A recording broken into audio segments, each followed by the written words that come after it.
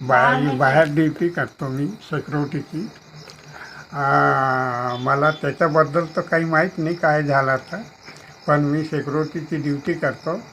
आणि मी तिथून ड्युटीनं निघाला तो इथं आला, तो पोलीसची सगळं जमघट होता. तो मला वाटलं बा काय झाला बा इथं. तर त्याची एक मुलगी आहे आणि तर भाऊ ढाब्यामध्ये काम करते. काय नावाचं नाव तर मला माहीत नाही आहे सर, पर तो ढाब्यामध्ये काम करते. अरे ते बाई कामाला जात होती आपला ढाब्यामध्ये भांड्याच्या कामाला. तर ते आता किती वाजता जात होती हे मला माहीत नाही आहे त्याचं. तर ती येत होती कधी 7 वाजता येऊन जातो म्हणे. एक दिवशी विचारलं तर 7 वाजता येऊन जातो म्हणे, कधी 8ला येतो म्हणे. तर ते येत होती. तर एवढं आपल्याला माहीत आहे सर. काय झालं त्याच्यानंतर त्याच्यात काही आपल्याला माहीत नाही. किराया म्हणे हे 3रा महिना चालू आहे. हे आता 14 तारीखला 3रा महिना होऊन जाईल.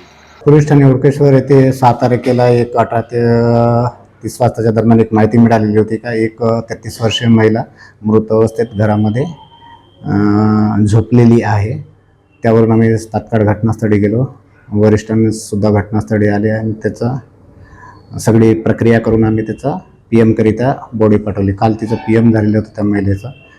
PM तिचा गळा आवडून आणि काही अनैतिक कृत्य झाल्याचे असं अहवाल प्राप्त झाला आणि त्या अहवालाच्या आधारे आम्ही त्याच्यामध्ये मर्डरचा गुन्हा दाखल करण्यात आलेला आहे.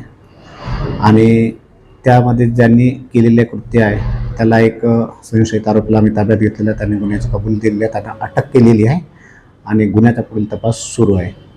प्राथमिकदृष्ट्या एकच आरोपी आहे त्याच्यामध्ये आणि आम्ही त्यांना एक रात्री उशिरा अटक केलेली आहे आणि आज त्यांचा पोलीस कोठडी घेऊन न्यायालयात हजर करून आणि पुढील तपास करण्यात येणार आहे.